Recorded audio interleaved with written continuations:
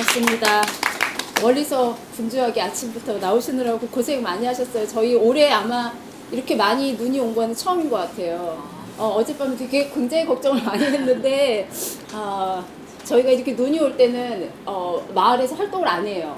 예, 굉장히 위험하고 그래서 오늘 마을이 좀 아침에 출근할 때 보니까 조용하고 깨끗하고 그렇더라고요. 불편은 하지만 오늘 내일 귀한 시간 내주셨는데 의미 있는 시간이 될 수 있도록 저희가 노력을 할 거고요. 저희 홍동면에 대해서 간략하게 제가 좀 소개를 해드려야 이제 이후에 보시게 될 뭐 단체나 뭐 활동 이런 것들이 조금 쉽게 이해가 되실 거라고 생각이 드는데 저희가 시간이 기니까요. 제가 뭐 강의 중에 저희가 인원이 많지 않잖아요. 그러니까 필요하신 얘기는 뭐 궁금한 거 있으시면 그때 말씀해 주시면 제가 좀 편안하게 하려고 왔거든요. 저희 오셔서 아시겠지만 서울에서 이렇게 쭉 중심으로 보면은 서쪽에 있는 홍성 바다 쪽을 끼고 있어서 이렇게 홍성이 이렇게 위치하고 있고요. 이 홍성에서도 저희는 동쪽이에요. 제일 동쪽에 있는 마을이어서 홍동면, 홍성군의 동쪽에 있는 마을이라는 뜻이고요.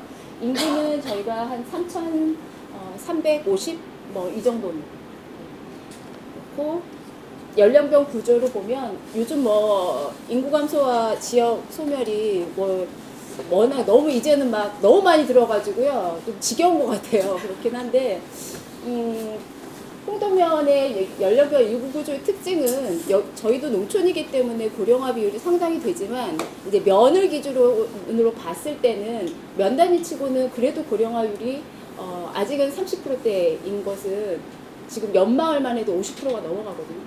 그래서 이거를 안도를 할 단계는 아니지만 비교적 다양한 연령대의 인구가 고르게 분포되어 있는 편입니다.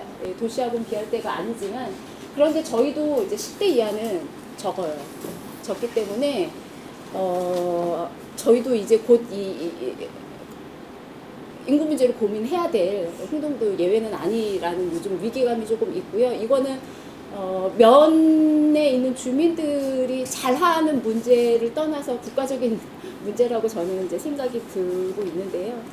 홍동면의 이제 특징은 사실은 요 세 가지를 좀 압축해서 요약할 수 있을 것 같아요. 저희가 그냥 평범한 시골 마을인데 경치도 썩 오시면서 보셨지만 썩 아름다운 동네는 아니거든요. 그래서 이 동네에 그래도 사람이 계속 살고 싶어 하고 외부에서 살려고 하고 하는 사람이 많은 이유가 뭘까를 고민해보면 이 세 가지로 압축을 할 수 있을 것 같고, 그래서 이 세 가지를 간략하게 좀 설명을 드리면, 어쨌든 오늘날의 홍동면이 있기까지 출발이 있었겠죠. 맨 처음 뭔가의 시작.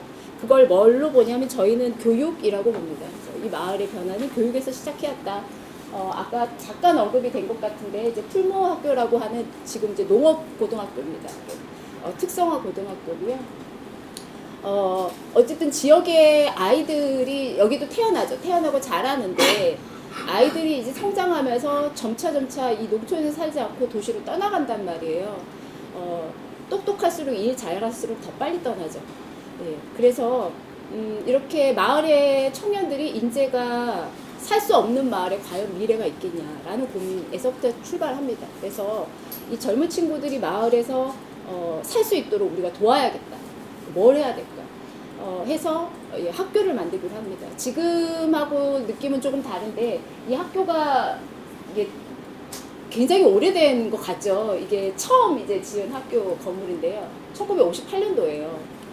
58년도니까 사실은 학교를 만든다는 거는 어떻게 보면 그게 굉장히 무모하고 어떻게 보면 사치에 가까운 일일 수도 있어요. 먹고 사는 게 힘들었던 시기에 마을에서 학교를 만든다는 거. 그런데 어쨌든 미래를 내다보는 마을의 어르신들이 저희 이제 이 두 분이 이제 공동 설립자인데요. 저희 동네에 있던 목사님 한 분하고 그다음에 이창갑이라고 하는 오산학교 출신의 선생님 두 분이 이렇게 뜻을 모아서 학교를 만들게 됩니다. 그래서 이 학교를 만들 때 지금 이제 저희가 지금은 조금 유행이 지난 것 같은데 90년대 2000년도 들어서서 굉장히 유럽식 교육에 대한 관심을 굉장히 많이 가졌잖아요.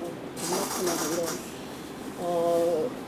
이런 이 58년도에 저희가 모델을 삼은 게 덴마크의 농민고등학교입니다. 그래서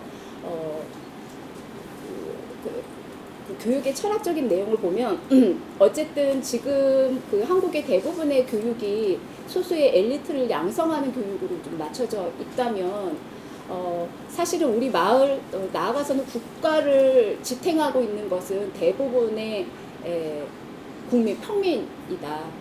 지금은 평민이라는 말 잘 안 쓰지만 어쨌든 이 평민들의 수준이 그 마을과 국가의 수준을 좌우한다. 그래서 우리는 소수의 엘리트를 가르치는 교육이 아니라 이 위대한 평민을 가르치는 교육을 하겠다라는 그래서 학교의 그 풀마학교의 교훈은 더불어 사는 평민입니다. 그래서 평민을 가르치는 학교고 그 앞에 더불어 산다는 초기 교훈은 위대한 평민이었어요. 그게 이제 조금 변해서 지금은 이제 더불어 사는 평민인데 무엇과 누구와 더불어 살지는 각각의 가치관을 통해서 만들어지는 거지만 우리는 위대한 평민이 되겠다.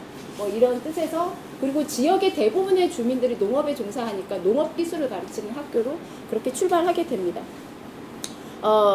처음에는 이 풀무학교가 굉장히 섬 같은 학교였어요. 학교를 보낼 수 있는 그런 집들이 많지 않았거든요. 경제적으로도 그렇고 여러 가지 면으로. 그래서 어쨌든 풀무학교를 보낸 다녔던 학생들은 어쨌든 학교 뜻에 따라서 학교를 졸업하고 도시로 가지 않고 마을에 남아요. 마을에 남아서 농사를 짓고 농촌 활동을 하고 이러면서 마을에 굉장히 그 작은 변화가 일어나게 됩니다. 그래서 지금 홍동의 이런 오늘날 모습은 굉장히 아주 차곡차곡 나이테처럼 켜켜이 쌓아진 시간이라고 그렇게 말씀을 드릴 수 있을 것 같습니다. 그리고 그 풀무학교가 처음 이제 만들어질 때 이제 설립자 선생님이 했던 말 중에 굉장히 의미 있는 말이 있어요. 뭐냐면 어쨌든 그 사람들한테 우리 학교는 어떤 학교고 학교에 학생들을 보내주세요라고 이제 이를테면 홍보를 해야 되잖아요. 우리 학교를 어떤 학교로 소개를 해야 될까? 우리는 어떤 교육을 하려고 할까를 이렇게 말씀하신 글로 설명하신 게 있는데 그때 굉장히 그 설립자 이창갑 선생님이 감명하게 했던 말 중에 하나가 있습니다. 뭐냐면 사람이 일만 하면 소가 됩니다. 사람이 공부만 하면 뭐가 될까요? 여기에 힌트가 있습니다. 사람이 공부만 하면 도깨비가 돼요. 저희는 일과 공부를 모두 가르쳐서 사람을 만드는 교육을 하고 싶습니다. 그래서 그 창립 때 했던 말씀이 굉장히 의미 있기 때문에 저희가 이걸 줄여서 일소공도라는 말을 동네에서 굉장히 많이 쓰고요. 어쨌든 오신 분들은 좀 도깨비가 될 가능성이 많으신 분들인가요? 저희는 이제 소가 될 우려가 있기 때문에 소가 되지 않게 해서 늘 부지런히 공부하려고 이제 노력을 하고 있고요. 풀무학교 그리고 나머지 저희가 그 교육기관이 어린이집부터 초급대학 과정까지 이 면 안에 다 있습니다. 그래서 이렇게 교육에 조금 주민들이 관심을 많이 가진 데에는 어쨌든 풀무학교의 영향이 있습니다. 왜냐하면 마을의 교육이 이 마을을 어떻게 변화시켰는지를 굉장히 긴 시간 동안 목격하신 분들이잖아요. 그래서 이 아이들을 잘 키우는 게 매우 중요하다. 그래서 그 어린이집부터 하나둘씩 저희가 만들고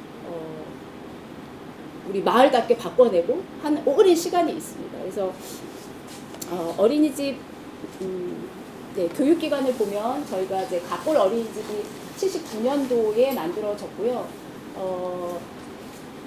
참고로 이제 갓골 어린이집이 아까 저희가 이제 유럽식 교육에 대한 공부를 지역에서 굉장히 많이 했거든요. 그러니까 한국의 교육이 발전하기 위해서는 우리가 어떤 모델을 따라야 될까 할 때 이제 덴마크나 이런 스웨덴이나 이런 곳에 당시 50년대, 60년대 그런 공부를 하셨던 분들이에요. 그래서 어린이집을 만들 때도 이렇게 통합 지금은 그 조금 익숙한 방식인데, 그러니까 연령에 구애받지 않고 통합반을 운영하고 아이들의 아침을 늘 산책으로 시작을 하고 아이들에게 농사 교육을 시키고 하는 이제 프로그램으로 어린이집을 운영을 했습니다. 처음에는 마을협동조합으로 시작을 했고요.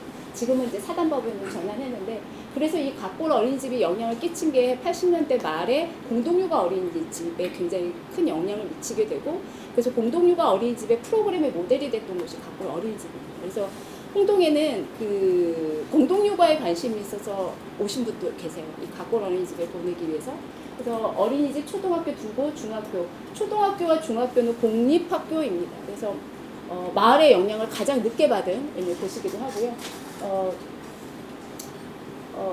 초등학교, 중학교가 이제 그 공립학교이기 때문에 한계가 있어요.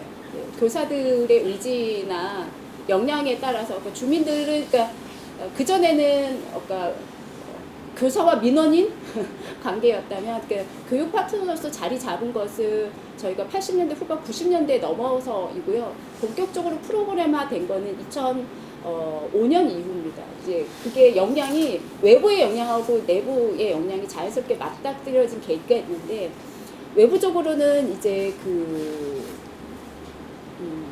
굉장히 혁신적인 교사 그룹들이 있었죠.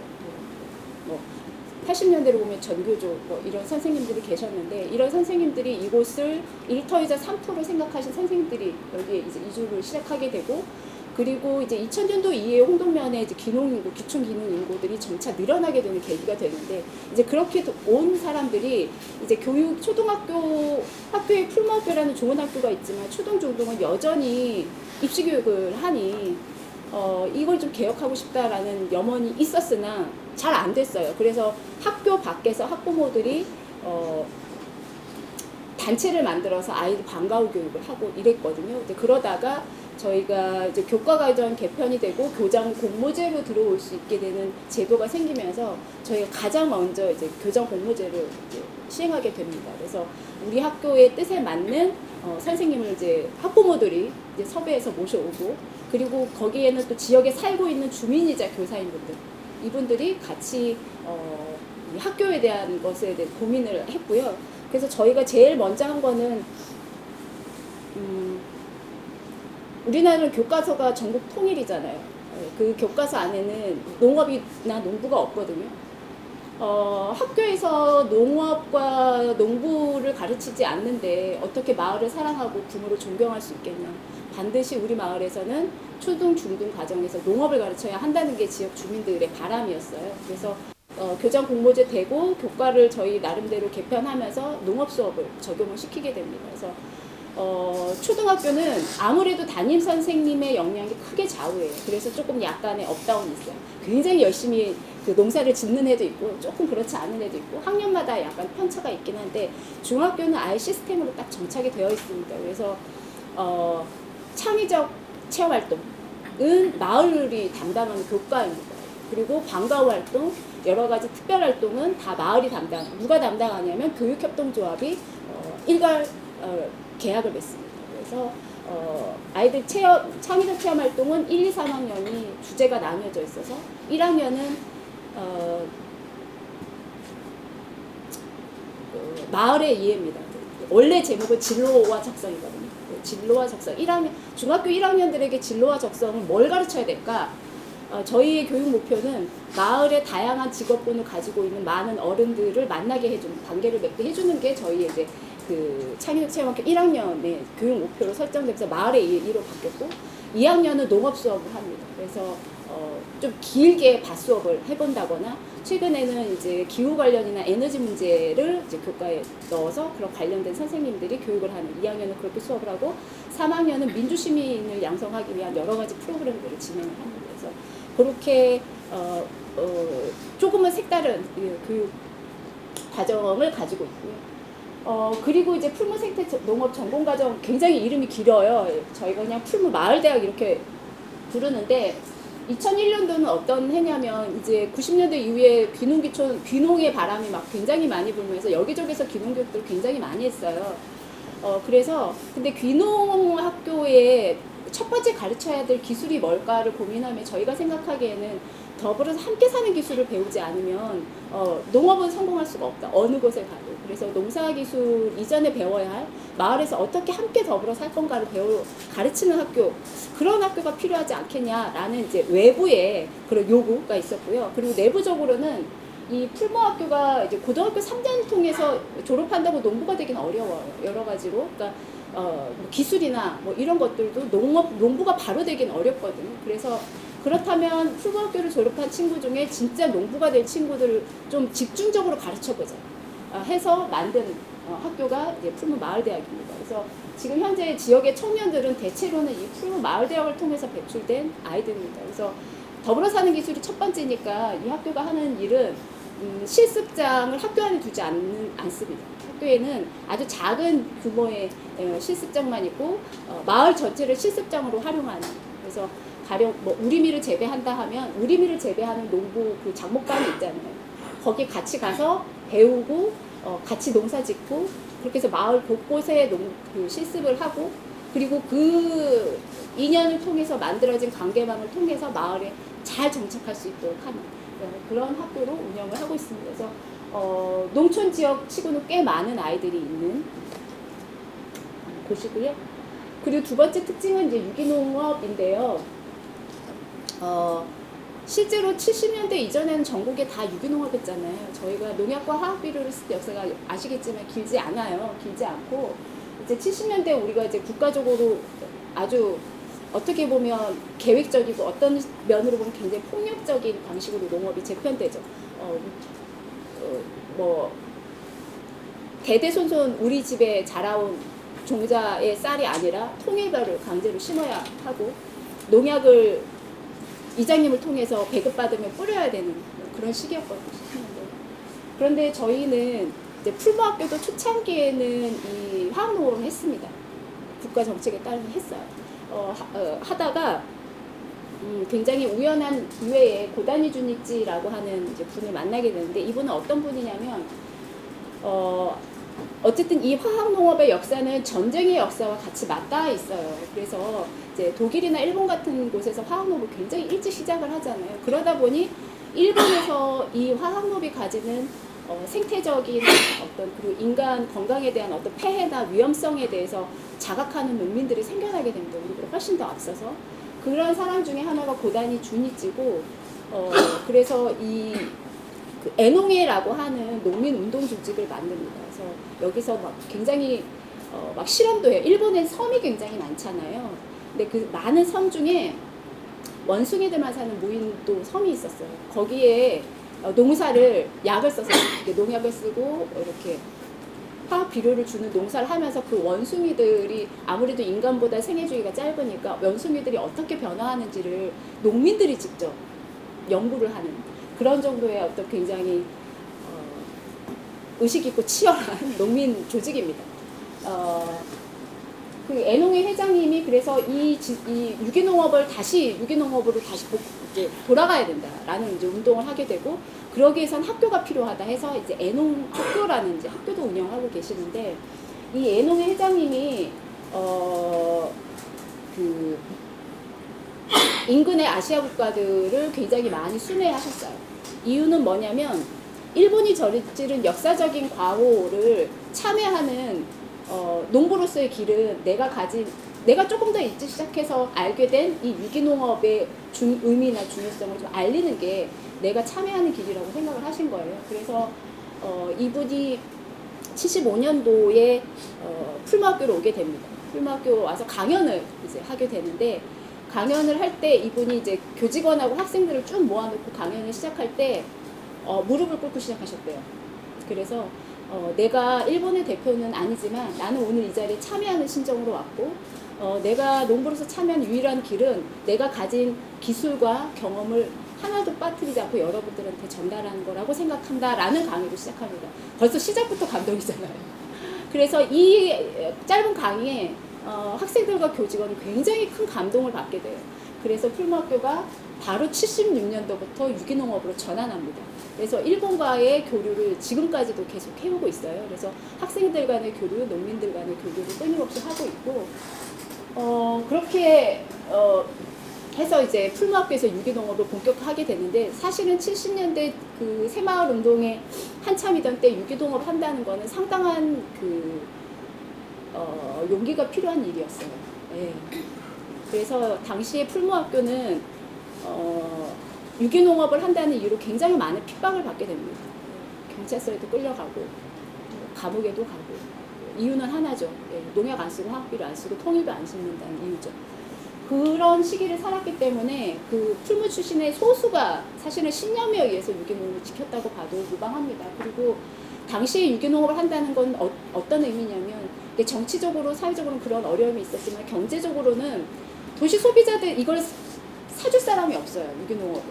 그러니까 일반 농산물 가격에 팔아야 되니까 사실은 경제적으로 상당히 어려움이 있었고, 또 그 농사 기술도 유기농업을 하는 사람들끼리 알아서 개발해야 되고 실험해야 되고 이런 여러 가지 이중 삼중고를 가지고 농사를 지었던 분들입니다. 그러다가 어쨌든 그 유기농업에 대해서 끊임없이 마을 내에서 기술을 연마하고 협동하고 이렇게 했던 것들이 이제 외부적으로 시대적으로 이제 변화하면서 소비자군이 생기죠. 이제 유기농 웰빙을 찾기 시작하는 소비자군이 80년대 말에 생기잖아요.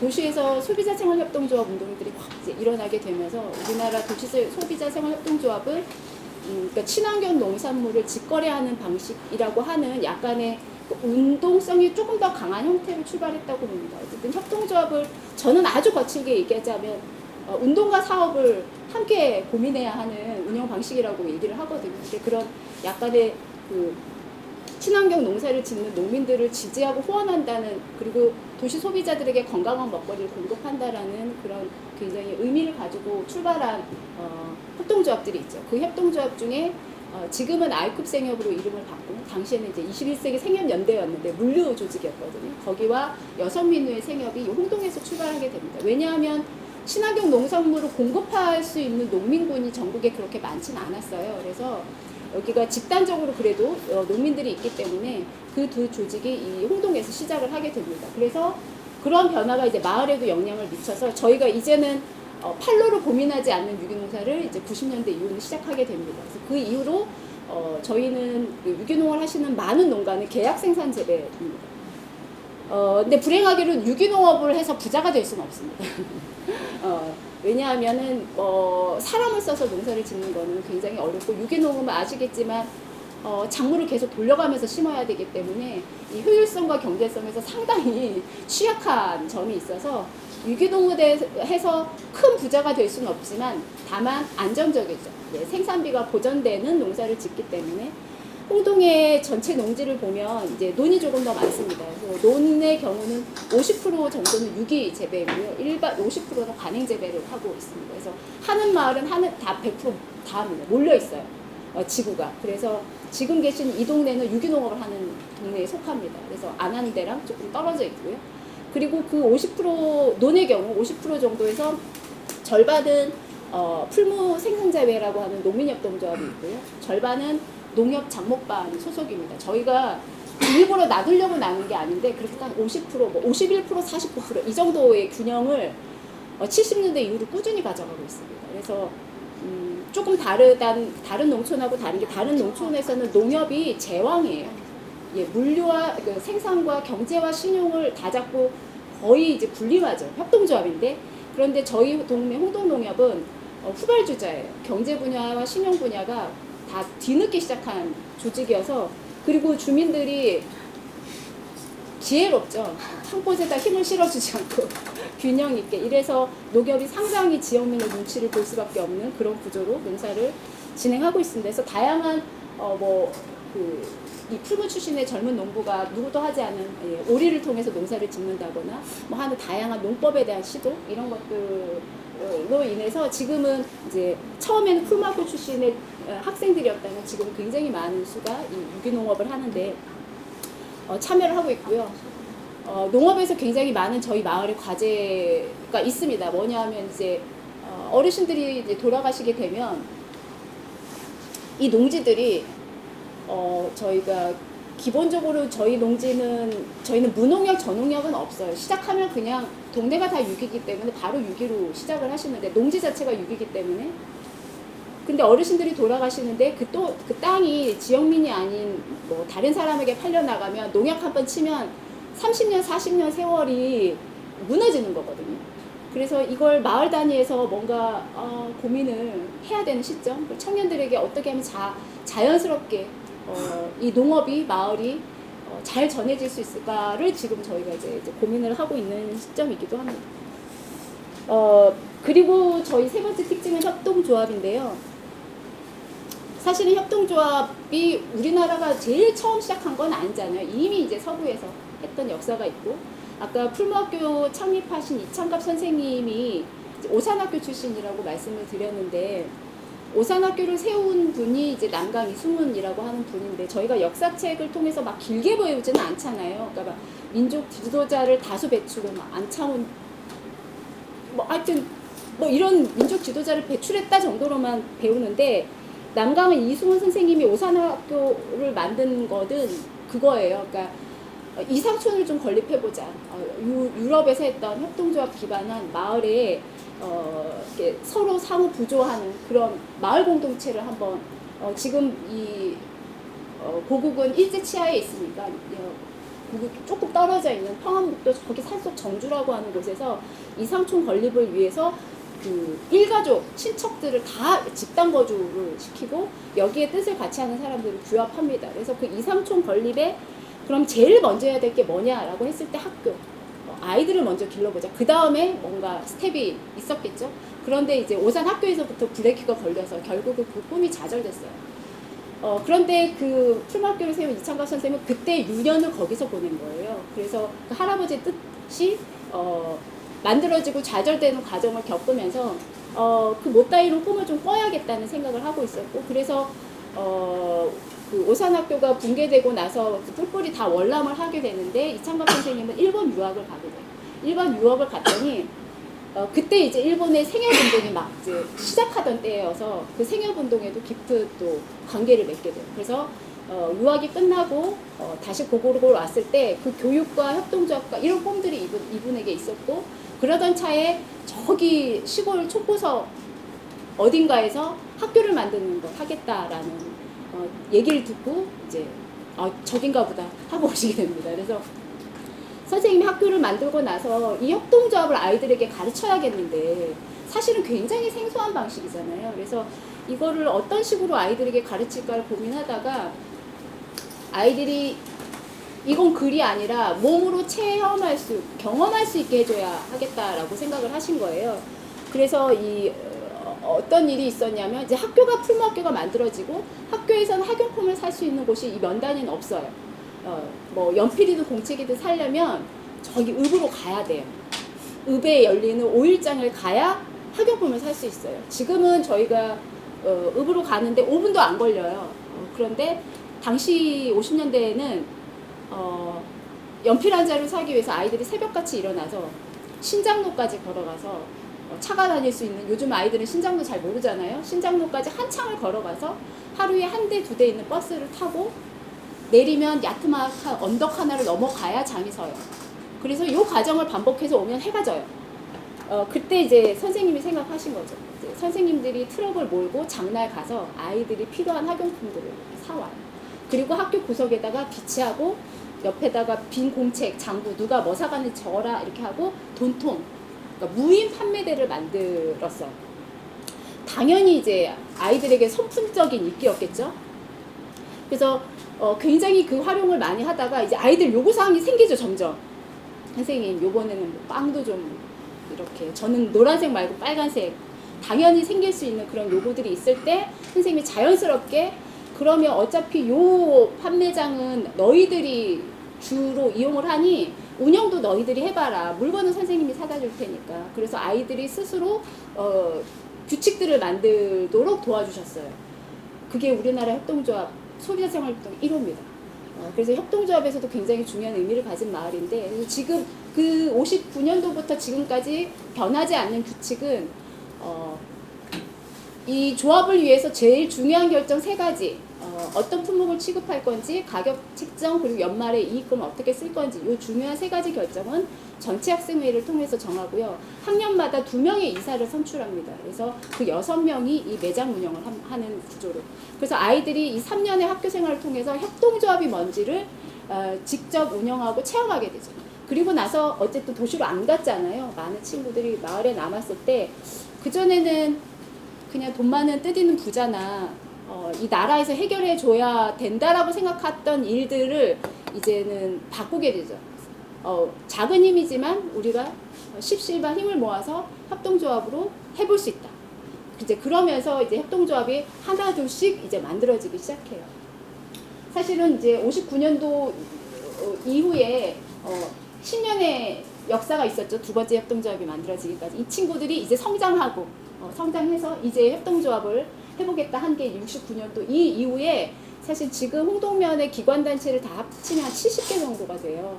그 중에서 한 40개 이상은 협동조합과 관련된 협동조합에 준하는 단체입니다. 제가 준한다고 말씀드리는 거는 협동조합으로 인가받은 곳이 그렇게 많지 않아요. 왜냐하면 우리나라 협동조합 기본법은 2012년도에 만들었는데 저희는 그 이전에 만들었거든요.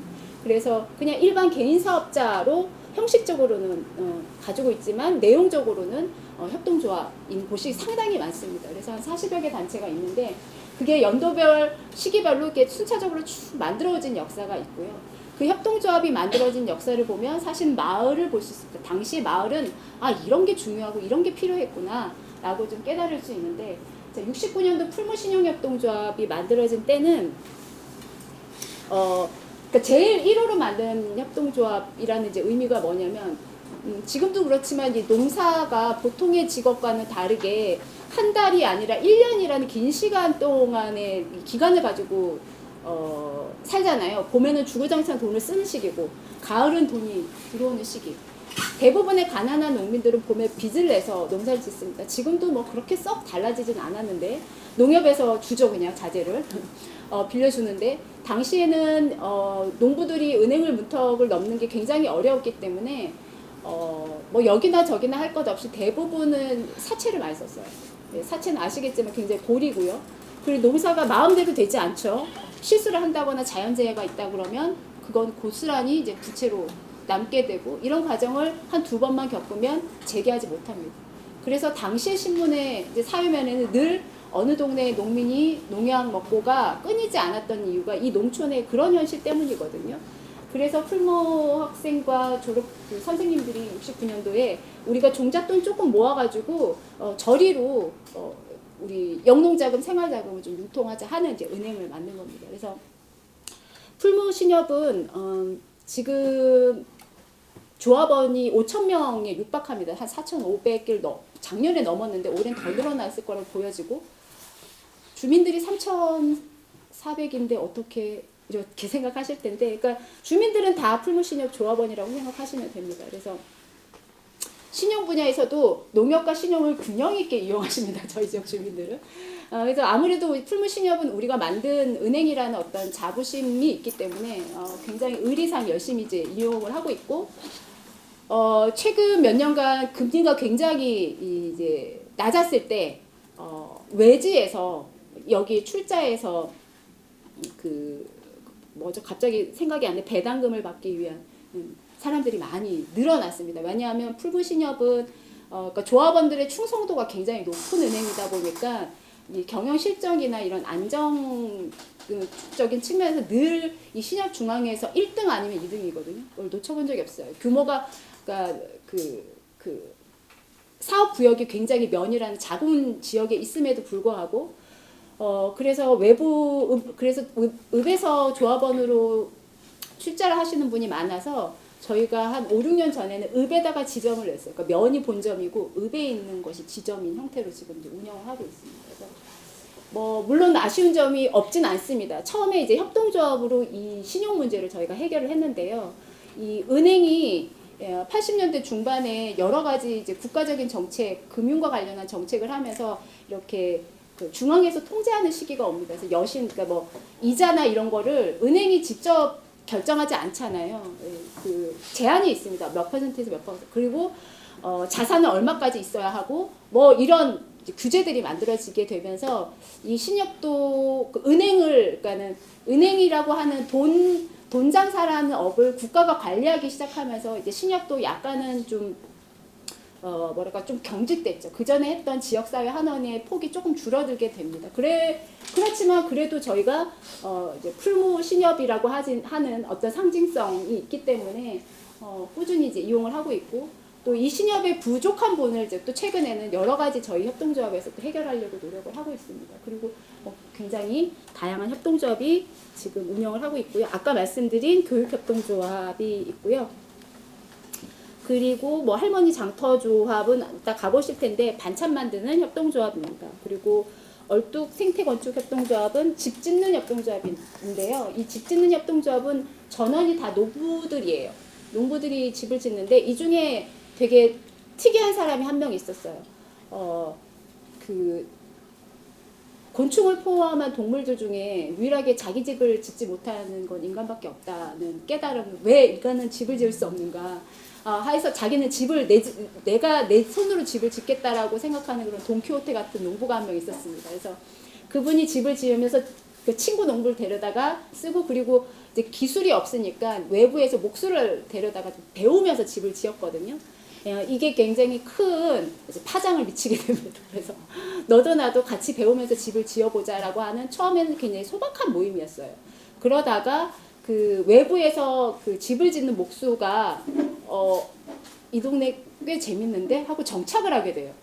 그러면서 본격적으로 조합을 만들게 됩니다. 그래서 그럼 우리가 동네에서 집을 지어보자. 집을 짓는 일을 해보자. 그리고 농업 수입이 많지 않거든요. 귀농해서 먹고 사는 게 상당히 어렵습니다. 그래서 몇 가지 규칙들을 만드는데, 이 집은 이제 생태 건축만 합니다. 나무와 흙만으로 집을 짓는 생태 건축을 하고요. 그리고 다 그 농부들이기 때문에, 그러니까 집을 지을 때 제일 걱정하는 게 사실은 투명성이에요. 예, 이 집을 짓는 분들이 서로 그 불신하면서 집을 마무리하니까 계속 불신하잖아요. 이 자재가 제대로 쓰였는지, 뭐 공정이 얼마나. 그래서 그런 거를 조금 해결하기 위해서 이 조합은 어떻게 하냐면, 집주인이 집 짓는데 반드시 한 명이 참여해야 돼요. 그래서 공정을 봐야 되고요. 그 집주인이 와서 하는 일은 뭐냐면 자재를 사야 돼요. 그러니까 처음에 와서 이제 그 디자인부터 하죠. 설계부터. 나는 어떤 집을 짓고 싶고 이 집주인이 원하는 게 뭐고, 이렇게 해서 같이 설계를 해요. 그리고 나면 조합에서는 농부들 중에 이 공정을 전체 관리할 팀장을 하나 선출해요. 그럼 그 사람은 농사를 줄여야 돼요. 농사를 줄이고 나머지는 농사 지으면서 빈틈을 통해서 이렇게 번갈아 가면서 집 짓는 데 참여를 해요. 그러면 자기 농사하고 병행하면서 한 사람을 희생하면 그렇게 되고요. 그리고 나서 그 시기마다 집주인한테 지금 필요한 자재는 뭐고, 이거 어디서 살 수 있고를 이제 집주인에게 교육을 하면 집주인이 자재를 다 사서, 그래서 집주인이 돈 관리를 다 하고, 일주일 단위로 조합에게 인건비만을 지출합니다. 그래서 그런 형태로 저희 동네만의 집 짓기 일을 하고 있고요. 지금 이제 꽤 많은 집을 짓고 있는데, 코로나 이후 자재값이 너무 올라가지고 집 지으려는 분들이 지금 다 이제 멈췄거든요. 그래서 이 얼뚝 건축협동조합이 상당히 지금 어려움을 겪고 있는데, 이제 크게는 집 짓는 것, 작게는 수리, 뭐 집수리, 뭐 이런 것들 하고 있습니다.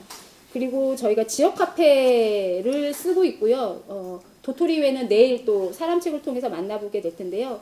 도토리가 만들어진 배경이 아까 풀무신협이 놓치고 있는 약간 부족했던 부분을 메꾸기 위한 것입니다. 그래서 회원들에게 무이자로 제출을 하는 굉장히 재밌는 은행인데요. 민간이 은행업을 할 수는 없기 때문에 그냥 개모임 같은 거라고 생각하시면 됩니다. 그래서 굉장히 재밌는 개모임은 내일 들으실 수 있을 것 같고요. 저희가 지역 카페를 유통하고 있는데요. 지역 카페를 쓰는 이유가 뭘까를 고민하면 굉장히 이게 또 깊이 들어가면 굉장히 어려운데요. 아주 단순한 목적은 지역에서 생산한 부가가치를 외부로 유출하지 않겠다는 겁니다. 그래서 어쨌든 카드나 이런 것들을 쓰게 되면 그 수수료가 저기 서울에 소수 대기업들 손에 가잖아요. 우리 그렇게 하지 말고 현금이나 이런 것들을 활성화하자. 그럼 우리 지역만의 돈이 있으면 어떨까? 이렇게 했고요. 사실은 이 지역 카페를 통해서 저희가 이루려고 하는 목적은 굉장히 많습니다. 그래서 이런 것들을 교육과 여러 가지 그 사업을 통해서 이 회원들에게 홍보를 하는데, 저희가 몇 회였는지 생각이 잘 안 나는데 19년도? 2000년도 한 5, 6년 된 것 같은데요. 그때 어떤 일을 했냐면, 저희가 지역 카페를 발행할 때 원화를 은행에다가 예치를 해요. 저희가 만약에 1000만 입을 발행을 한다고 하면 1000만 원을 시중은행에다 예치를 해놔요. 준비금을 해놓지 않으면 누가 이제 환전을 거금을 요구할 때 그거를 환전해 줄 수 없으면 이제 망하는 거예요. 이 돈이라고 하는 건 잘 이렇게 물처럼 흘러야 되는데, 그래서 저희가 이제 이 잎을 발행할 때는 이제 원화를 예치를 하다가 저희가 이 지역 화폐 이익이 안정적으로 잘 유통이 되고 있다라고 판단을 한 시점에 어떤 행사를 했냐면 300만 잎을 그냥 찍었어요. 찍어갖고 뭘 했냐면 회원들 추첨을 해서 기본소득을 나눠줬습니다. 그래서 많지는 않죠. 한 달에 한 10만 원 정도를 상징적으로 해봤는데 이걸 했던 이유가 뭐냐면 이 잎의 유통의 규모가 커지면 이게 그냥 개인이 아니라 마을의 단체 하나는 운영이 가능하다라는 어떤 실험을 주민들에게 설득하기 위해서 회원들에게 설득하기 위해서 이런 이벤트들을 했거든요. 그래서 이런 노력들을 계속 하고 있는데 이게 오랫동안 잎을 운영해 보면서 저희가 그러니까 잎을 전용으로 잎을 쓸 수밖에 잎만 쓰는 장터도 있고요. 오프라인 장터도 있고 온라인 장터도 있습니다. 그래서 굉장히 잎이 많이 활성화되어 있고 그 다음에 단체들 중에서는 그 활동비나 월급의 일부를 잎으로 지급하는 잎을 촉진하기 위해서 그런 단체도 있습니다. 활력소도 20%는 잎으로 지급합니다. 활동비에. 그래서 이 잎을 활성화시키려고 노력하고 있고 홍동면에서는 대부분의 그러니까 식당 몇 곳을 빼놓고는 대부분 다 잎을 사용할 수 있습니다. 농협도 잎을 사용할 수 있어요. 그래서 잎의 규모가 그렇게 늘어나고 있긴 한데 이게 완벽한 그 원활한 유통을 위해서 사실 면이라는 단위에서는 조금 어렵다라는 생각이 있습니다. 그러니까 가령 저희가 식당에서 2% 밥을 먹으면 식당 주인이 사실은 모든 식자재를 2% 살 수 있어야 그야말로 완벽한 유통이 되는 건데 뭐 일부 그러니까 농산물을 제외한 대부분은 잎을 쓸 수가 없으니까 이 지역 카페 실험이 적어도 최소한의 규모는 시군 정도는 돼야겠다라는 저희가 이제 생각은 있어요. 그래서 저희가 입에서 하는 일이 그 지자체 홍성군이 이 지역 카페를 조금 더 적극적으로 고민할 수 있게 하는 역할들을 하고는 있는데 그 군수가 바뀔 때마다 조금 네. 그런데 이게 아마 앞으로는 지자체가 좀 경쟁적으로 지역 카페에 대한 고민들을 지금 하고 있거든요.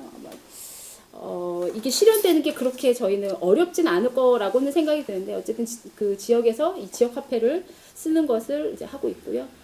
이따 가보실 동네 마실방들은 술집이에요. 그래서 이 협동조합 40개가 넘는 협동조합은 정말 다양합니다. 다양해서 이제 술집 협동조합을 만들었고 여기가 이제 조합원인데요.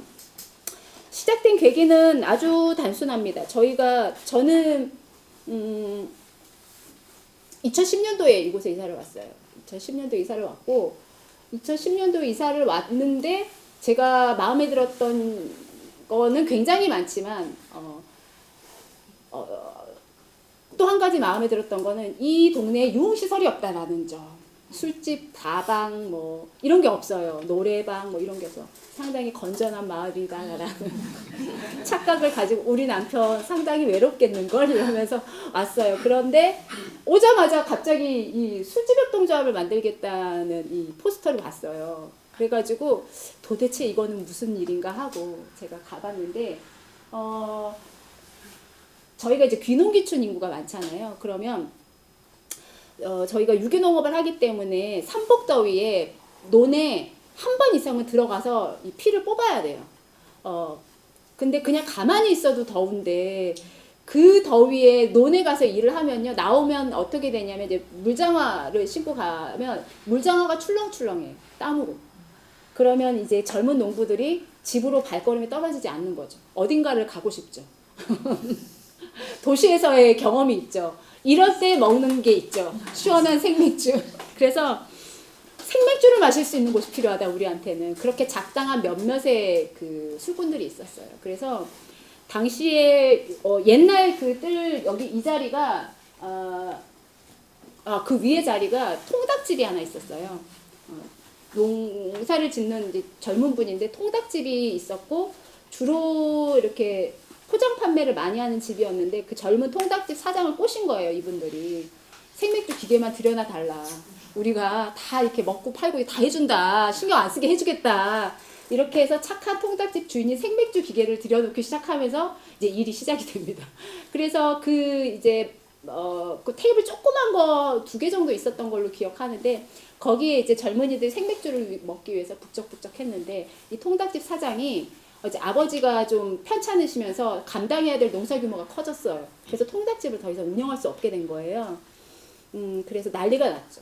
그래서 거기 매일 출근하던 그 젊은 농부들이 비상대책위원회를 소집하게 됩니다. 그래서 저희는 그 당시 별명은 이제 7인의 주당이라고 이제 이름을 불렀는데, 그 사람들이 매일 뭐 대책회의를 한다고 해도 사실은 뾰족한 수가 없잖아요. 뭐 개인 사업장을 우리가 뭐 어떻게 할 수도 없고.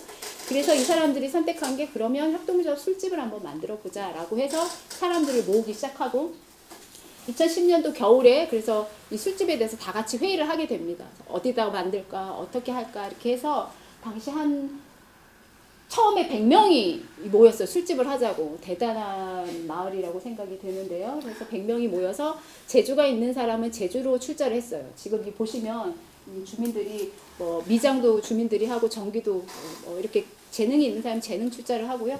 저같이 이도저도 재능 없는 사람은 10만 원의 출자금을 냈습니다. 그래서 처음에 출자를 하고 나서 저희가 그 자리에서 운영위원을 5명을 뽑았어요. 그래서 매년 운영위원들이 돌아가면서 할 수 있게 5명을 뽑았고요.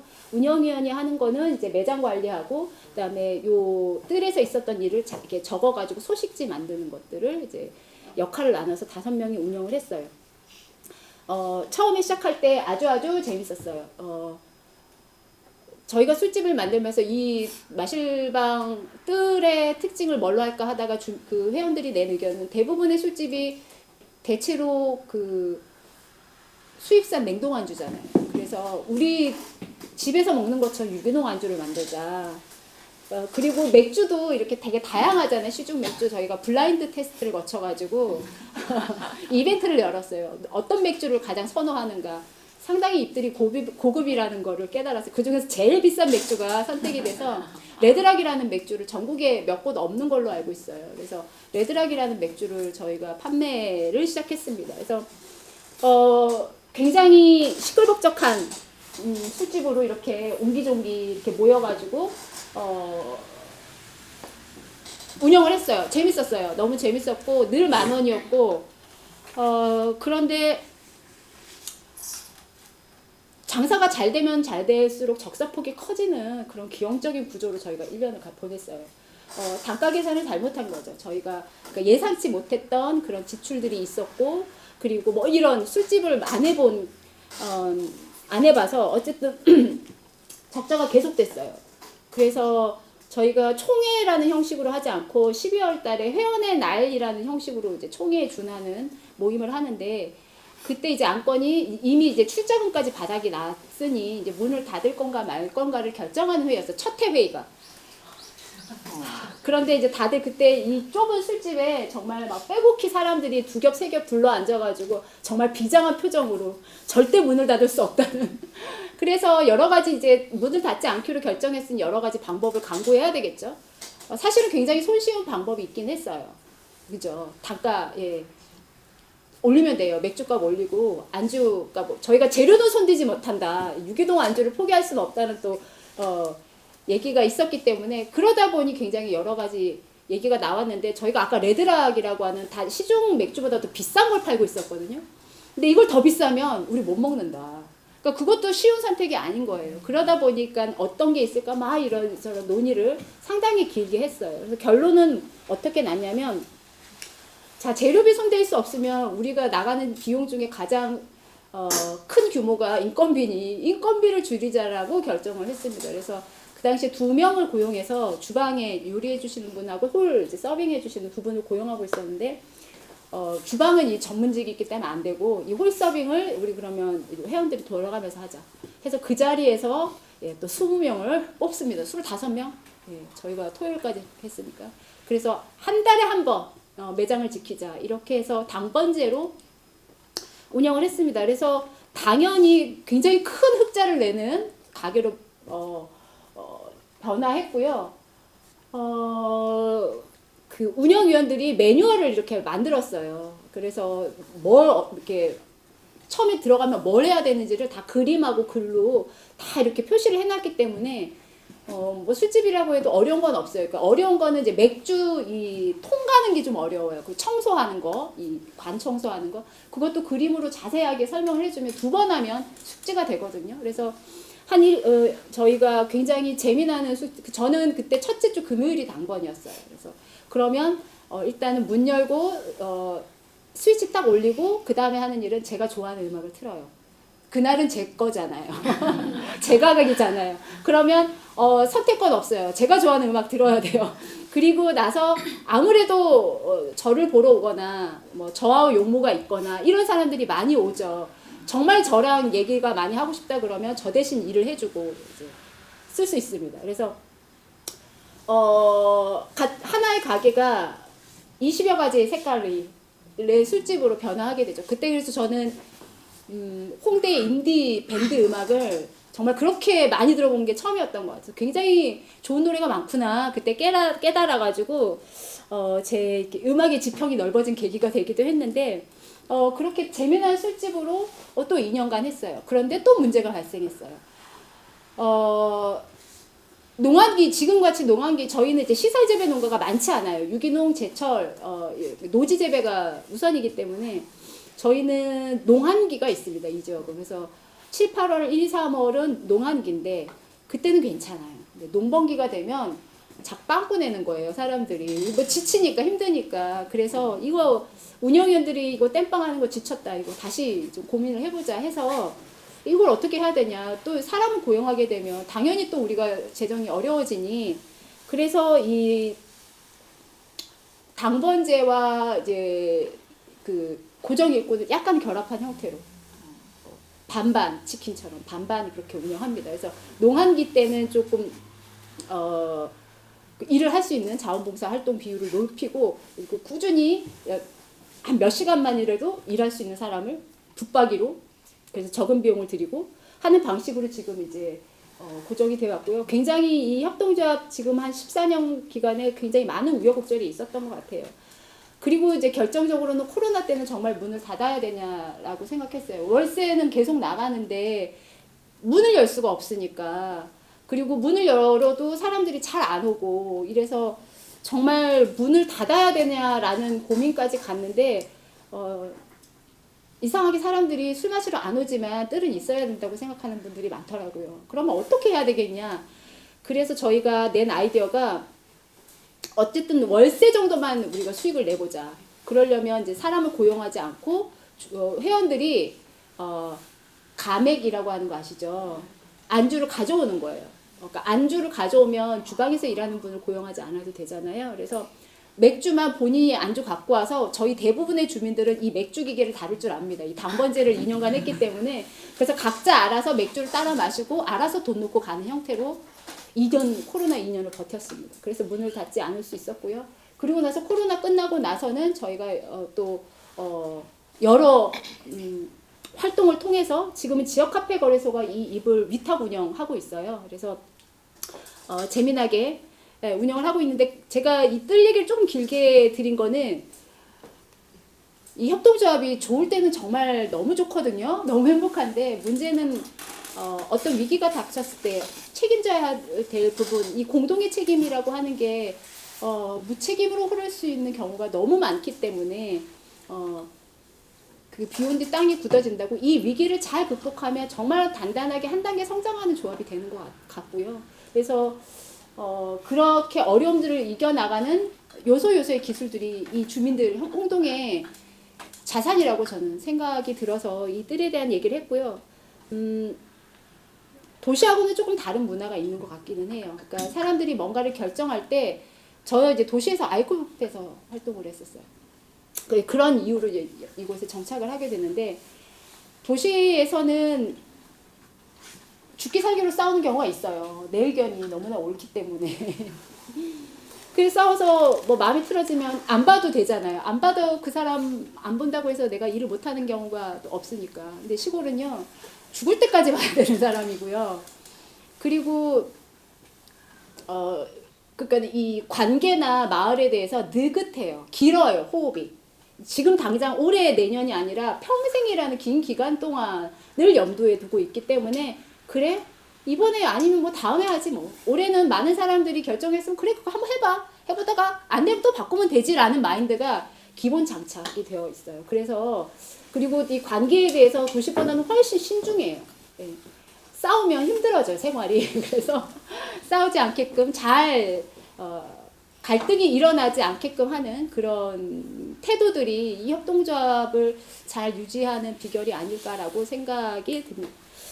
그런 얘기를 드리고 싶었고요. 그리고 마지막 협동조합은 의료사협입니다. 의료사협인데 홍동면의 주민들이 이 협동조합으로 마을의 우리의 필요를 우리가 스스로 해결한다라는 생각으로 많은 협동조합을 일구면서 쭉 왔어요. 그런데 농촌에서 제일 불편한 걸 사실 도시생활보다 좋은 점도 너무 많지만 너무 불편한 게 의료교통이에요. 의료하고 교통은 근데 이게 주민들이 해결할 수 없는 분야인데 어쨌든 그런 염원이 있었습니다. 교통과 의료를 좀 어떻게 주민들만의 방식으로 우리만의 방식으로 이 문제를 해결할 수 있을까. 근데 쉽지 않은 분야 중에 하나죠. 그래서 어쨌든 이 의료 문제를 해결하기 위해서 첫 번째 단추는 병원이라고 생각했어요. 협동조합 병원이라고 생각했는데 뭐 돈을 모으고 뭐 하는 거는 어렵지 않아요. 근데 문제는 의료진을 구하는 게 너무 어려운 거예요. 이 시골 마을에서 시골 의사로, 시골 간호사로 살겠다라고 생각하는 사람이 많지 않아서 그런 사람을 어떻게 하면 만날 수 있을까 이런 고민을 늘 해오고 있었는데 우리나라가 의료 선진국이지 않습니까? 마을 곳곳에 보건소가 있는. 그래서 이 보건소에는 이제 군의관 선생님이 오세요. 젊은 선생님들이 오시거든요. 군대 대신 오시는 선생님들인데 도시에서는 뭐 보건소 갈 일이 별로 없으시겠지만 농촌에서는 보건소가 굉장히 중요하거든요. 근데 이 의사 선생님이 의지가 있냐 없냐에 따라서 그 보건소가 달라져요. 그러니까 대충 이거 시간만 좀 때우려고 하시는 선생님도 계시고요. 어떤 선생님은 정말 여기서 뭔가를 해보고 싶은 그 와중에도 그런 선생님이 계시답니다.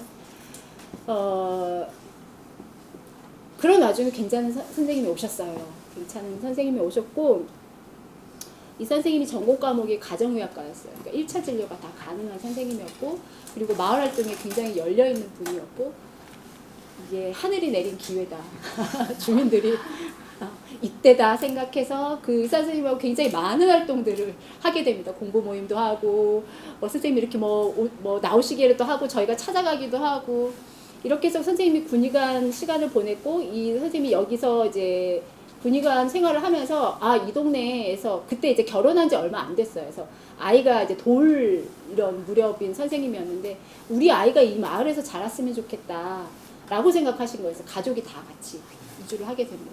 그리고 나서 선생님은 원래 이제 서울에 근무지가 있었지만 아이가 이제 집이 여기기 때문에 이 근처로 이제 직장을 다니게 됐는데 그때 이제 저희가 협동조합 병원에 대한 논의를 이제 본격적으로 시작하게 되고 선생님에게 이제 전문가로서 자문을 해줄 수 있도록 그렇게 하다가 조금씩 이제 발이 빠지기 시작한 거죠. 빠져나올 수 없는 늪에. 그래서 저희가 이제 다 모든 걸 다 준비하고 세팅해놨는데 이 의료진이라고 하는 구하기 어려운 요거를 선생님이 알고 있었기 때문에 이 선생님이 이제 결심을 하는 순간 이제 의료사업이 만들어지게 됩니다. 그래서 제가 그러면 여기서 마을 의사가 되겠습니다 라고 결정을 하게 되고요. 그리고 나서 저희가 병원을 운영하기 위해서 하루에 얼마 정도의 환자가 있어야 이 병원이 가능한가 뭐 이런 계산을 해야 되잖아요. 최소 30명은 와야 병원이 운영이 된다. 처음에 저희가 돈이 많이 없었기 때문에 의사, 간호사, 복지사, 물리치료사, 조합사무장 급여가 같았어요. 최저임금이 안 되는 조건으로 처음에 시작을 했고요. 그것마저도 운영을 하려면 하루 최소 30명의 환자는 매일 와야 되는 거예요. 근데 홍동의 사람들이 안 아파요. 많이 아프질 않아요. 어쩌면 좋을까요? 그래서 이 조합원들이 야 우리가 30명이나 아프겠냐? 그래서 이제 조합원들이 의견이 나뉜 거예요. 이 조합부로 이 의원을 어디다가 이제 병원 개원을 할까를 놓고. 그래서 한쪽 그룹은 이게 어떻게 만든 의료조합인데 지금 여기까지 오기 얼마나 힘들었는데 이거 안 된다. 읍으로 가자. 읍에 가서 조합원들을, 읍에 있는 주민들 조합원으로 모집을 하자. 그리고 이제 또 한쪽 그룹은 그러면 마을병원 아닌데, 그럼 우리 주치가 아닌데, 사실 두 가지 다 너무나도 설득력 있는 주장이죠. 그래서 결정할 수가 없었어요. 근데 그때 이제 우리 원장 선생님이 제가 환자가 없으면 농사를 짓겠습니다 라는 결정을 내리면서 마을에 남기도 됩니다. 마을에 남기도 됩니다. 그래서 그렇게 서로 간의 마음들이 막 모여지니까 저쪽 동네에서 저희 안 쓰는 건물이 있는데 여기 쓰세요. 저희가 무료로 드릴게요.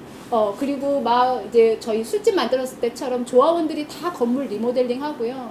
알아서들 돈도 척척 내고요. 이렇게 해서 출자금 1억을 모아서 병원을 문을 열게 됩니다. 그래서 문을 열 때 주민들이 조합원들이 가장 요청한 거는 우리 동네는 뭐니 해도 물리치료실이야. 우리 의원의 핵심은 물리치료실.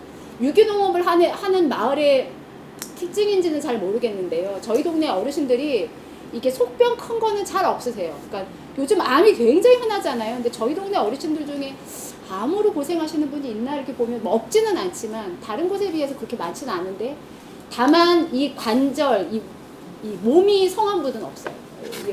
유기농업 한다고 쭈그려서 맨날 풀 뽑고 벌레 잡고 이러다 보니까 어머님들 다 허리, 기본적으로 이 손가락 관절이 다 엉망이에요. 그래서 저희는 물리치료실이 상당히 저희는 중요하다고 생각해서 물리치료실 만들고 그리고 예방의학 뭐 이런 것들 하는 병원으로 시작을 했습니다. 그래서 여러 가지 활동들을 뭐 이렇게 조합부니까요. 의원 사업뿐만 아니라 여러 가지 그러니까 어르신들이 계속 조금이라도 움직일 수 있으면 의원으로 계속 오시게끔 하는 것도 하지만 이제 거동이 힘들면 방문진료 방문간호 하고요. 그렇게 열심히 하고 있습니다. 최근에는 호러미 배달부라고 하는 안부를 나누는 활동들도 하고 있고 의료조합을 하고 있는데 이런 의료조합이 가지는 의미는 그런 거라고 생각해요. 저희 주민들이 굉장히 잘 협력하고 잘 배려하고 희생하고 상대적으로 좀 그런 면이 있는데 왜 그럴까를 생각해 보면 제 개인적이고 아주 주관적인 저는 굉장히 세계관이 긍정적이고 낭만적입니다. 그래서 제가 보는 관점에서는 우리 주민들이 바라보고 있는 이 마을에 대한 꿈이 비교적 비슷하다, 모여있다, 이게 몰려있다. 그게 뭐냐면 그 얘기들을 끄집어내서 좀 종합을 해보자면 내가 태어나서 죽을 때까지 우리가 서로를 돌볼 수 있는 마을이면 좋겠다인 것 같아요. 그래서 아이들이 태어나면 맡길 수 있는 어린이집부터 교육, 일자리, 에너지, 뭐 경제 많은 분야를 협동조합으로 해결했잖아요. 근데 그 생애주기 마지막 내가 몸이 아플 때는 돌볼 수가 없잖아요. 그래서 의원을 만들 때 어떤 조합원이 했던 말이 생각이 나는데 자기는 조합의 염원한 꿈이 뭐냐면 보통 저희는 동네 어르신들이 돌아가시기 전까지 일해요. 그러니까 호미를 손에 놓는다 하면 굉장히 짧은 시간 안에 돌아가십니다. 보통 그렇게 되면 도시에서 자식들이 와요. 그래서 모시고 서울로 가요. 그러면 하얀 벽을 보고 생을 마무리하잖아요. 나는 의료생협이 생기면서 내가 가진 꿈은 내 인생의 생애의 마무리가 내 이웃들과 내가 거니던 들녘을 보면서 평화롭게 맞이하고 싶다. 물론 그 꿈을 가기 위해서 상당히 많은 일들을 해야 됩니다. 그렇지만 그걸 할 수 있게 꿈을 꿀 수 있게 해준 게 의원이라고 저희가 생각을 하기 때문에 그 주민들이 생각하고 있는 이 삶과 마을의 모습이 비슷하기 때문에 그런 협동이 가능한 게 아닐까라고 저는 생각하고 있고요. 그런 일에 이제 저희 마을 활력소도 자그마한 일들을 하고 있습니다. 활력소는 2010년도에 만들어진 단체인데요. 이 단체가 만들어진 이유는 예전에 면이라고 하는 이제 곳의 사람과 활동이 이제 고만고만했는데 이제 귀농 귀촌 인구들이 생기고 다양한 협동조합이 생기면서 뭔가 정보가 원활히 흐르지 않고 있다. 내가 모르는 소식들이 생긴다. 그래서 그런 적극적으로 중간에서 소통하고 좀 협력을 이제 이끌어내는 역할을 하는 사람이 필요하겠다 해서 뭔지는 모르겠지만 중간단체라고 당시 이름을 붙였습니다. 그래서 지금은 그 이후에 이제 행정에서 중간지원 조직이라는 용어를 만들어내긴 했지만 저희는 이제 그 전에 중간단체, 뭐의 중간이냐면 주민들 간에 그리고 민간단체 사이에서 그리고 민간과 행정 사이에서 뭔진 모르겠지만 어떤 일이 필요한 것 같으니까 그런 일들을 한번 해봐라 라고 이제 단체를 만들었고요. 주민들이 만들었습니다. 그래서 이 건물은 저희가 그 행정의 정책 사업을 굉장히 잘해서 상금을 3억 받았어요. 네, 농림부로부터 상금을 받았고, 그러면 그 3억을 뭘 할까 고민할 때, 야, 우리가 그 중간단체 필요하다고 했잖아. 그거 만드는데 투자하자. 그래서 그 일을 할 청년들이 모여 있었고, 4명의 청년들에게 3억으로 뭐 할래? 건물 지어주세요. 해서 만든 게 지금 이제 건물이고요. 그리고 이제 주민들이 후원비 내서 운영하는 단체입니다. 사람이 저는 복잡하지 않고 굉장히 단순하다고 생각해요. 어떤 활동가나 이제 일꾼들도요, 무언가를 결정하는 순간에는 누구의 얘기를 듣냐면 돈 주는 사람 얘기를 들을 수밖에 없어요. 그래서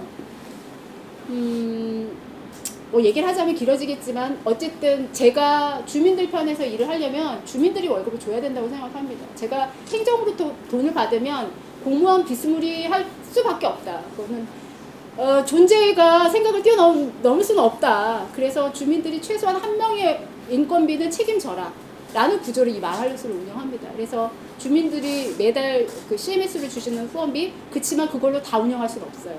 그런데 최근에는 뭐 공모나 이런 사업들이 너무나 많고요. 홍동은 사실은 성과를 굉장히 비교적 잘 내는 지역이다 보니 행정에서 이런 사업을 할 때 떨어지는 경우는 그렇게 많지 않아요. 그래서 저희가 선택해서 혹은 우리가 짜서 올리면 그게 사업이 되는 경우도 있기 때문에 사업비가 없어서 사업을 못하지는 않거든요. 그러니까 운영비만 책임질 수 있으면 운영이 되기 때문에 주민들 후원비, 그리고 몇 가지의 저희 수익사업, 그러니까 여러분이 오신 이것도 저희 수익사업의 하나입니다. 그래서 외부와의 소통과 연대를 단체들이 개인이 다 할 수 없으니까 그거를 책임지고 활력소가 앞장서서 해라 라고 이제 저희가 또 그런 역할을 또 부여했기 때문에 홍동에 있는 모든 워크숍이나 뭐 체협, 교육이 활력소로 옵니다. 일단 그래서 그런 걸 진행할 때 발생하는 수익을 또 활력소의 운영비와 마을 사업에 쓸 수 있도록 지역에 동의를 받고 저희가 하고 있는 일이고요. 그리고 여타 뭐 교육 사업들 저희가 진행하고 있고요. 저희 오랫동안 해왔던 주민들과 함께 했던 프로그램이나 교육 내용들을 바탕으로 저희가 교육을 하기도 하고, 뭐 운영 위탁을 공론장 이런 거 있잖아요. 요즘에는 굉장히 많이 하는 원탁회의나 뭐 퍼실리테이션을 이용한 그룹회의 같은 것들을 저희가 또 운영해서 먹고 살고 있습니다. 3명의 활동가가 있고요.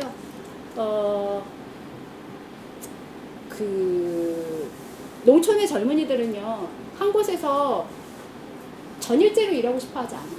농촌에 왔으니 농사도 좀 짓고 자기 관심사 이런 것도 하고, 사실 저희 가족도 이 농촌으로 내려온 이유는 되게 단순해요. 그러니까 하루를 예를 들면 하루가 24시간인데 한 8시간 자야 되잖아요. 그러면 16시간은 한 8시간은 돈 버는 일을 하고 한 8시간은 가족과 마을을 위해서 뭔가 의미 있는, 너무나 이상적이잖아요. 근데 이 이상적인 생활이 도시에서는 불가능하잖아요. 도시의 일자리라고 하는 것은 0 아니면 100을 원하기 때문에 그런 선택이 불가능하다. 그런 선택이 가능한 곳으로 우리가 옮겨야겠다고 생각하고 이제 저희 가족은 옮겨왔거든요. 저랑 비슷한 것 같아요, 다들. 그래서 막 종일 이렇게 일하고 싶어 하지 않고, 필요할 때 이렇게 짬짬이 일하고 싶어 하는 활동가들이 특히 젊은 친구들로 갈수록 그 경향은 더 심해지는 것 같아요. 그리고 농촌의 이 단체 활동이 도시만큼 9 to 6 할 만큼 그렇게 일감이 많지 않기 때문에 저희가 마을활력소도 일을 굉장히 많이 하지만 3명의 활동가들이 있고 나머지는 그렇게 그 프로젝트, 가령 마신통신 만드는 친구는 한 달에 몇 번만 일하면 되잖아요. 그렇게 오는 활동가 그룹을 활용하고 있습니다. 그래서 3명의 활동가들이 저희 마을활력소를 하고 있고요. 저희가 하는 일은 뭐 다양한데요. 올해 마신통신이 어떻게 될지 모르겠지만 마신통신, 그 다음에 마을 발표회는 뭐냐면 활력소는 컨트롤 타워가 아니라 옆에서 조력하는 단체입니다. 도우미 단체이기 때문에 도우려면 제일 먼저 필요한 게 저희는 정보라고 생각해서 알아야 돕잖아요. 그래서 좀 효과적으로 알 수 있는 게 뭘까 해서 저희가 3월 마지막 주에 마을 발표회라는 걸 하는데요. 그게 이제 단체들의 총회라고 생각하시면 돼요. 그러니까 작년에 했던 일과 올해 할 일을 5분 안에 압축해서 단체별로 발표합니다. 그러면 저희가 단체가 많기 때문에 아침부터 쭉 스케줄표가 짜여 있죠. 그러면 필요한 얘기를 들으러 오면 되고요. 저희가 그거를 미리 메일로 받기 때문에 그 자료를 잘 묶어서 영감으로 찍어내면 그게 이제 홍동면의 1년에 그 계획과 성과가 담겨 있는 저희 기록이 되고요. 그 내용을 미리 봐서 올해는 핵심 활동은 뭐 이게 되겠다. 많은 단체가 이것과 관련한 일을 하고 있네 하면 그걸 의제로 잡아서 의제 토론을 합니다. 그래서 올해는 의제 토론 주간 이렇게 해서 올해 대내외적으로 굉장히 정책적인 변화가 농촌에 큰 시기이거든요. 그래서 주간으로 해서 좀 다양하게 강연과 간담회와 이런 걸 좀 빼곡히 기획을 하고 있는데 그렇게 해서 한 해의 시작을 여러 단체들이 협력할 수 있는 자리를 마련하는 게 이제 활력소의 일이고 봄에는 모종장터를 한번 합니다. 농가들이 저희 유기농하는 단체들이 집집마다 모종을 부족하게 심는 집은 한 사람도 없어요. 이제 5월에 정식하면 모종 한두 판은 버려요. 아깝잖아요. 그래서 남는 모종 다 들고 나오시라 이렇게 해서 서로 모종을 사고 파는 나는 옥수수 모종 팔고 고추 모종 사가는 그런 모종 장터가 봄 4월 마지막 주 토요일 날 있습니다. 그래서 꽃 모종도 있고요. 채소 모종도 있고 그래서 다양한 모종들을 사고 파는 봄맞이 큰장 그다음에 거리축제는 교육축제예요. 지역의 교육기관들의 발표회를 학교가 아닌 마을의 공원에서 다 같이 모여서 하는 축제를 진행하는 것도 활력소의 일이고요.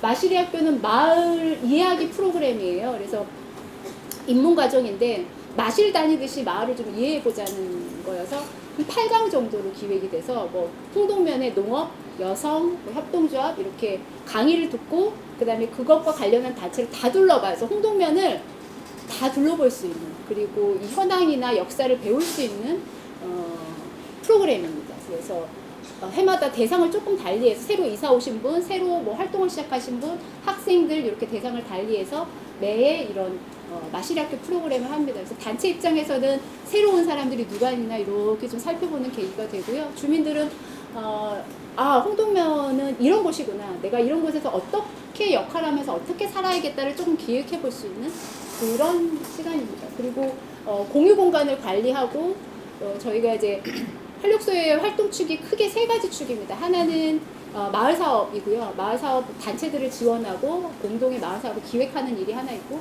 하나는 교육 분야고요. 그리고 하나는 공유 자원을 관리하고 모으는 그런 일들을 합니다. 그래서 활력소 이 공유 공간을 운영하고 하는 일들을 하고 있습니다. 뭐 중점 사업이 있고요. 올해는 또 저희가 또 법인 설립을 전환을 하는 때이기도 하고요. 많은 이게 마을 발표회가 이런 식으로 진행이 되고요. 마시리학교 포스터가 이제 이런 식으로 운영이 되고 있어요. 참가비를 받고 하고 있고 저희가 이제 마을에 이제 그 단체 지원, 주민자치회 지원 업무를 해요. 주민자치회는 의결 조직이잖아요.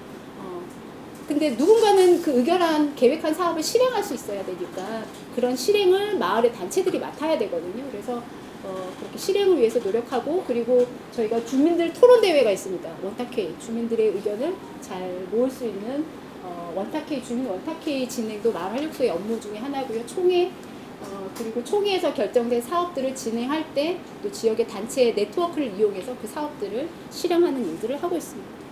뭐 주민자치 지원과 관련해서 굉장히 저희가 다양한 사업들을 했는데 이 사업의 예시는 보시면 될 것 같고요.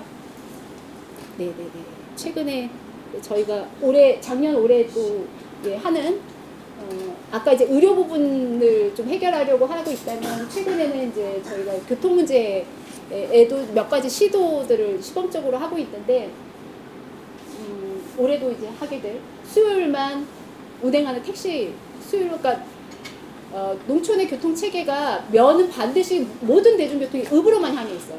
이 면내는 돌지 않아요. 그래서 이 면내의 이동을 좀 뭔가 지원해야 마을의 단체나 프로그램들이 활성화되겠다 해서 저희가 수요일만 콜하면 계속 돌아다니는 택시를 운영을 하고 있습니다. 이런 일들을 하고 있습니다. 제가 좋은 얘기만 했기 때문에 상당히 지금 아주 부분적인 것만 지금 보셨다는 점 물론 어려운 점 없지 않습니다. 굉장히 어렵고요. 갈등 많고요. 다른 농촌에 비해서 갈등이 표면적인 갈등은 없을지 모르지만 사실은 굉장히 많은 갈등이 있는 마을이에요. 뭐 기농기촌, 선주민, 후주민, 유기농 한 사람 아닌 사람, 풀무 출신 아닌 출신, 연령별 갈등 굉장히 많지만 저희는 그냥 뭐 아름답자고 하는 말은 아니고 갈등을 자원이라고 사실 이 농촌에 저희가 자원이 뭐가 있어요. 여기는 관광 자원도 없고 문화 자원도 없는 마을인데 그런데 다양한 이런 경험과 의견을 가진 사람들이 있으니 좀 그 충돌 사이에서 정말 신선하고 좋은 아이디어가 나올 수 있는 가능성이 많지 않겠냐. 한마음 한뜻은 나쁘다. 한마음 한뜻은 새롭지 않다. 그거는 불가능하고 좋지도 않다. 서로를 그렇게 세뇌하면서 이 갈등 상황을 좀 이겨나가고 있고요. 뭐 경제적으로도 홍동면은 유기농업을 해서 상당히 안정적이지만 부자 마을은 아니거든요. 그래서 이 홍성군 소득 평균을 보면 저희가 평균이 약간 아래예요. 그런데도 홍동면에서 계속 살고 싶어 하는 여기서 계속 살고 싶고 여기 들어오고 싶은 사람들의 이유는 아마 이게 아닐까라고 생각을 해서요. 네. 긴 시간 얘기 들어주셔서